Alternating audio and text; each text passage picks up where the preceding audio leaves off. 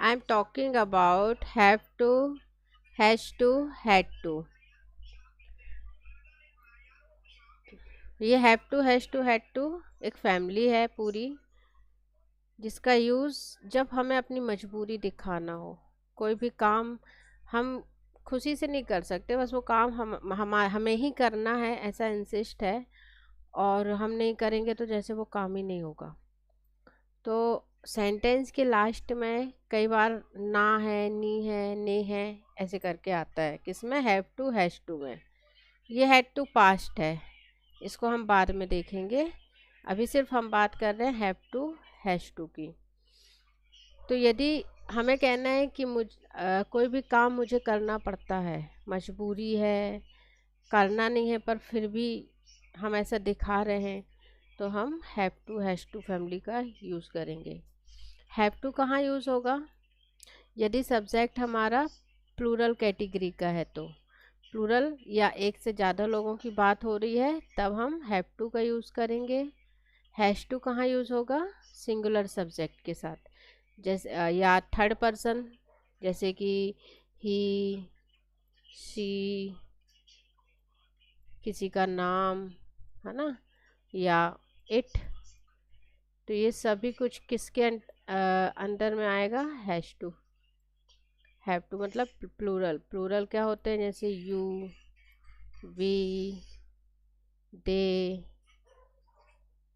Okay.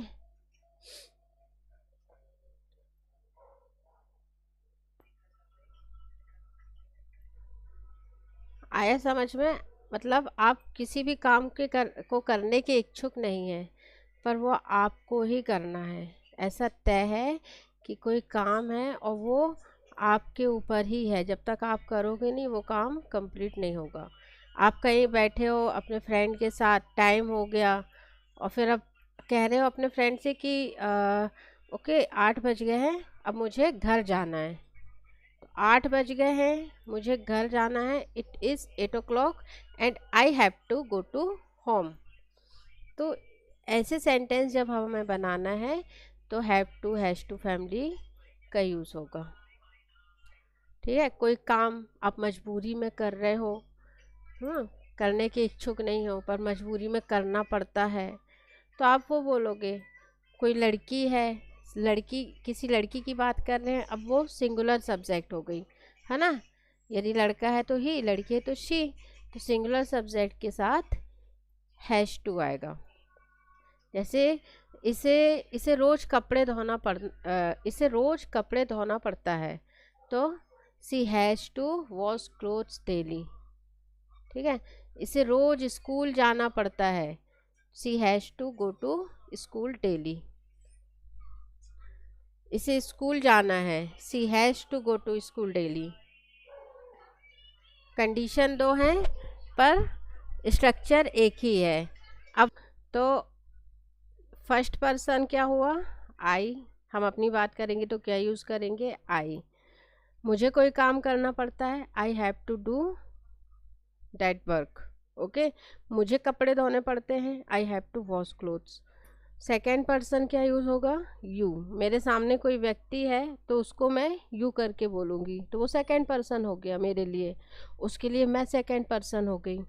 वो खुद के लिए क्या है? First person. तो वो आई यूज़ करेगा जब उसे अपने कुछ काम ऐसे गिनाने हैं जो उसे मजबूरी में करने पड़ते हैं। ठीक है?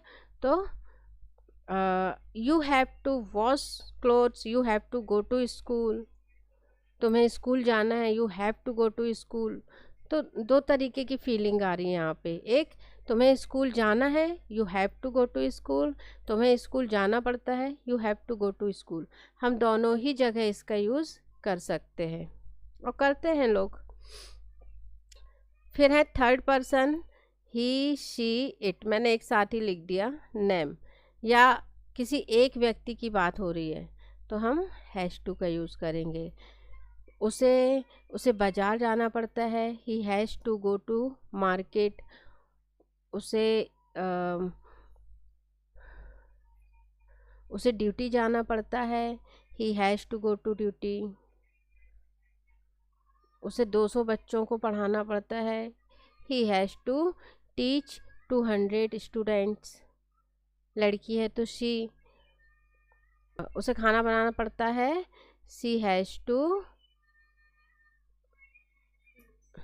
Has to cook food. खाना बनाने की वर्ब क्या हो गई? कुक। फिर है यू, तो ये यू मैंने 2 बार लिख दिया। वी एक ऐसा ग्रुप जिस ग्रुप 4-5 लोगों का ग्रुप है, जैसे एक से ज़्यादा लोग हैं और उसमें आप भी और कह रहे हो कि हमें रोज़ पढ़ाई करना पड़ता है। We have to do study daily, we have to do study daily. इसके बाद वर्ब आएगी और वर्ब अपने फर्स्ट फॉर्म में आएगी, चाहे हैव टू हो या हैज़ टू हो। दे हैव टू, उन्हें उन्हें मार्केट जाना पड़ता है, they have to go to market. उन्हें काम करना पड़ता है, they have to do work. Okay, अब हम इसका स्ट्रक्चर लिखेंगे और स्ट्रक्चर निगेटिव में भी बनाएंगे। 4 कैटेगरी के 4 कैटेगरी के स्ट्रक्चर्स बनेंगे इसमें, सिंपल, निगेटिव, इंट्रोगेटिव, निगेटिव। तो वो देखते हैं इसके बाद हम। तो ये देखो, यहाँ पे मैंने सारे ही स्ट्रक्चर्स लिख दिए हैं जिनके ऊपर हम सेंटेंस बनाएंगे। पहला स्ट्रक्चर क्या, अब एक स्ट्रक्चर को लेकर आप हजारों सेंटेंस बना सकते हो, सिर्फ एक स्ट्रक्चर को लेके। आप सब्जेक्ट चेंज करते जाओ, आप वर्ब चेंज करते जाओ, ऑब्जेक्ट चेंज करते जाओ, ठीक है। हैज़ टू सब्जेक्ट के हिसाब से बदलेगा। तो फर्स्ट है subject plus has to, verb की फर्स्ट फॉर्म लेना है, बेस फॉर्म लेना है, और फिर ऑब्जेक्ट। तो ये सिंपल कैटेगरी का सेंटेंस रहेगा। सिंपल हम इसे क्यों कह रहे हैं? क्योंकि इसमें ना निगेटिविटी है ना इंटेरोगेटिव है, ना हम इस सेंटेंस से किसी से कोई क्वेश्चन कर सकते हैं। सिंपल एकदम, मुझे ये काम करना है, मुझे वो काम करना है, या मुझे ये काम करना पड़ता है, मुझे वो काम करना पड़ता है। तो सिंपल। दूसरा स्ट्रक्चर है निगेटिव कैटेगरी का। तो ये निगेटिव कैटेगरी का जो ये फॉर्मूला है, इसमें डूडस आ जाएगा, डूडस प्लस हैव टू। यदि डूडस हमने यूज़ किया तो यहाँ हैव टू होगा। हाँ बोलो। मैम, आपने इसमें हैव टू तो लगाया लेकिन हैज टू क्यों नहीं लगाया? क्योंकि ये यहाँ पे हैज़ टू की ज़रूरत नहीं है। यदि हम सब्जेक्ट सिंगुलर लेंगे, सिंगुलर मतलब ही, सी, इट, तो उनके साथ हम डज यूज़ करेंगे। जैसे उसे खाना नहीं बनाना पड़ता है तो she doesn't have to cook food. अब यहाँ अलग से हमें हैज़ टू लेने की ज़रूरत नहीं है, क्योंकि हैज़ टू की स्पेलिंग क्या होती है? HAS, ऐसे समझो इसे, HAS। तो यहाँ पे ये एस लगा हुआ है ना, तो यहाँ पे देखो ये डज, यहाँ पे भी एस या ES लगा है, तो सिंगुलर सब्जेक्ट के साथ हम SES वाला हेल्पिंग वर्ब लेते हैं। तो यहाँ पे ये पहले से ही वर्क कर रहा है, इसलिए यहाँ पे हमें हैज़ टू लेने की ज़रूरत नहीं है, हैव टू ही वर्क करेगा। She doesn't have to cook food. अच्छा, ये जो नॉट है ये डज के साथ यहाँ लगेगा, ये यहाँ नहीं जाएगा।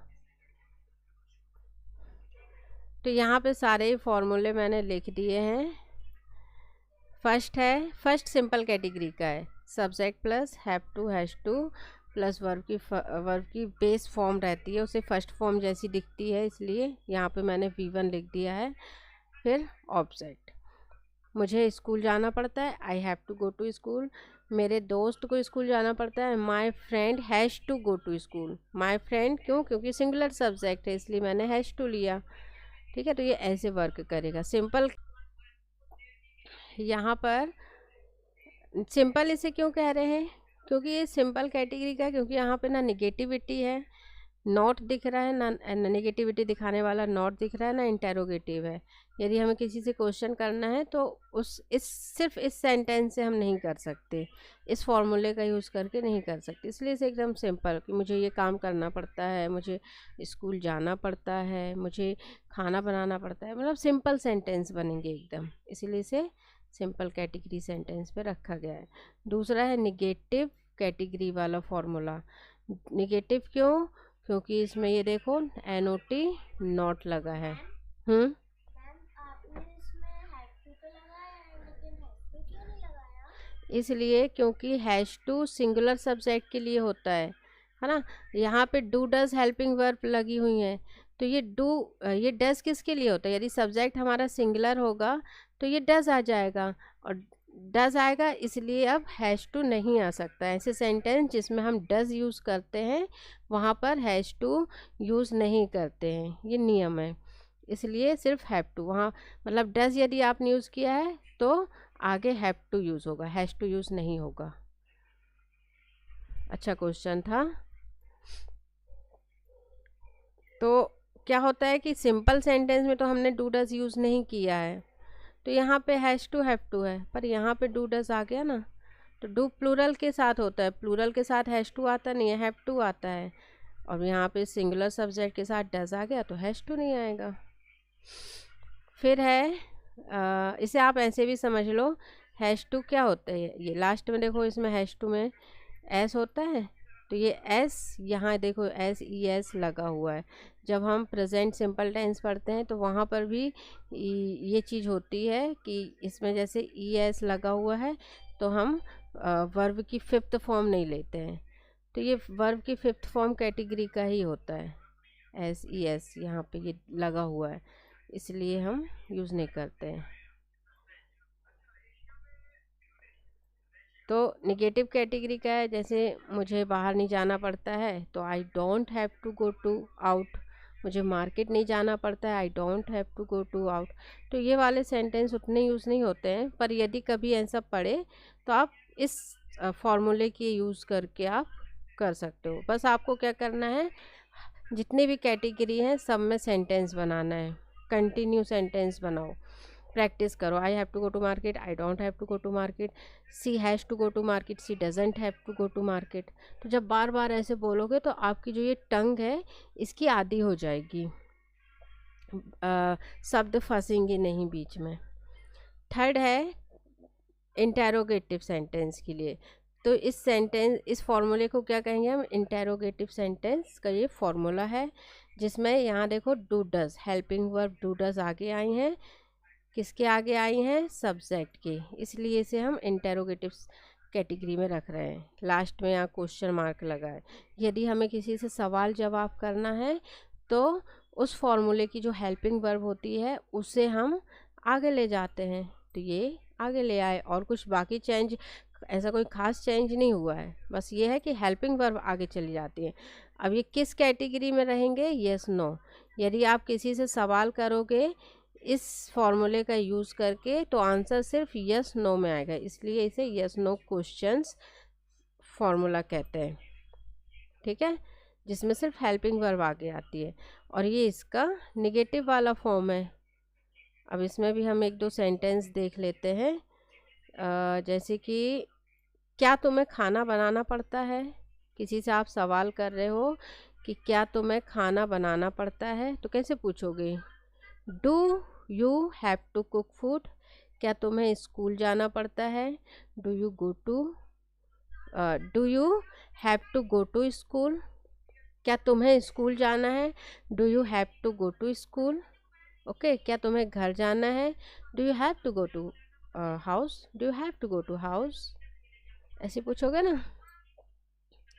क्या तुम्हें उससे बात करनी है, do you have to talk to her, क्या तुम्हें मुझसे बात करनी है, do you have to talk to me, Ram को तुमसे बात करनी है तो Ram has to talk to you, answer आ गया इसका।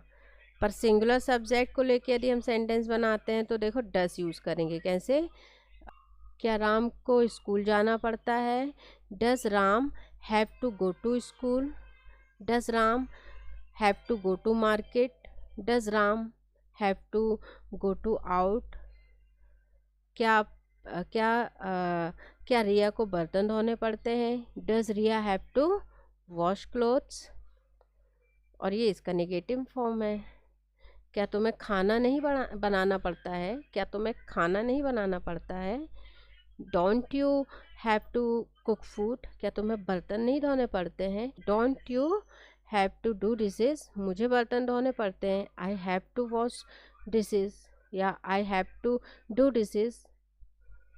मुझे कपड़े धोने पड़ते हैं, I have to wash clothes. क्या तुम्हें कपड़े धोने नहीं पड़ते, don't you have to wash clothes. तो ये ऐसे इनके सेंटेंस बनेंगे। फिर नेक्स्ट है हमारा, देखो WH कैटेगरी का। तो ये थोड़ा सा साफ कर देते हैं। यदि आपको और डिटेल में, अब इनसे जो सवाल निकलेंगे, इन क्वेश्चन से जो सवाल आएंगे तो वो यस नो में आएंगे। यदि जवाब या तो यस में होगा या नो में। नहीं, मुझे नहीं धोने पड़ते, no I don't have to wash clothes. नहीं, उसे कपड़े धोने नहीं पड़ते, no she doesn't have to wash clothes. ठीक है, यस या नो कैटेगरी में आएंगे, बस इतना ही फ़र्क है। पर यहाँ पे हम WH वर्ड्स का यूज़ करेंगे। अब WH वर्ड्स पता है ना कितने सारे हैं, वॉट, वाई, वेयर, वेयर, अलग अलग चीज़ जानने के लिए अलग अलग WH वर्ड है। हु, हुम, तो ये सारी ही एक लिस्ट आती है। तो आपको क्या करना है, हर एक WH वर्ड का यूज़ करके सेंटेंस निकालना है, सेंटेंस बनाना है हिंदी में और इंग्लिश में। आपको फिर इसे रिपीट करना है, बोलना है, और इसकी प्रैक्टिस आपको बार बार करना है। जैसे एक दो की मैं यहाँ पे प्रैक्टिस करवा देती हूँ। तो WH वर्ड से सेंटेंस कैसे बनेंगे, बनाओ बेटा, एक दो ट्राई करो।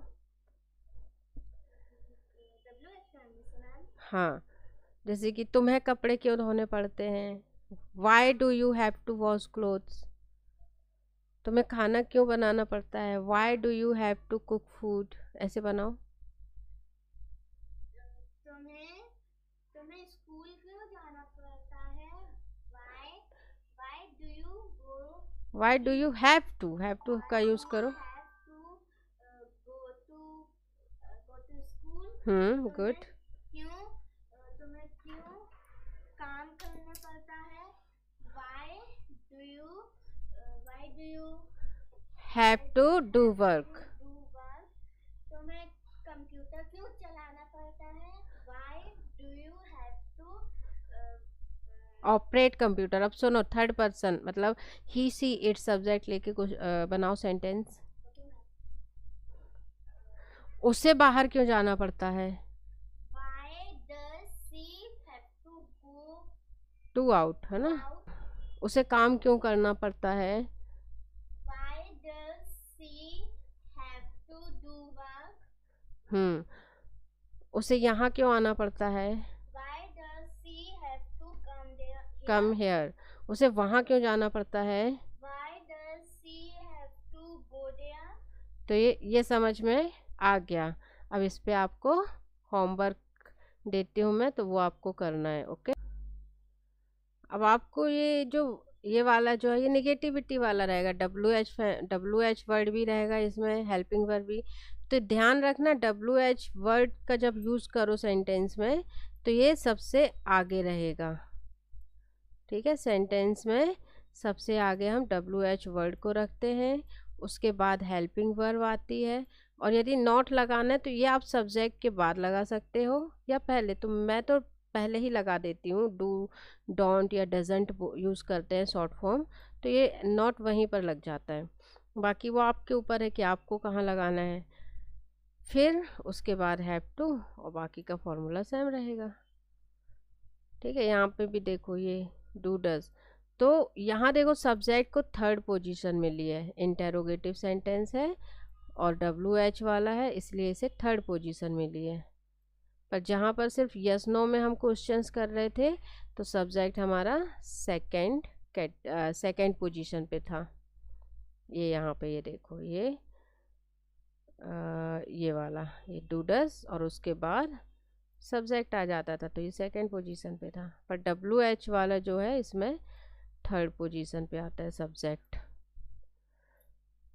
और आपने यदि यहाँ वहाँ किए इसे तो आपका जो सेंटेंस है वो गलत हो जाएगा, आपके मार्क्स कट जाएंगे। ग्रामर टेस्ट होता है ना जो, उसमें ये सब चीज़ें दी रहती हैं। चलो ठीक है।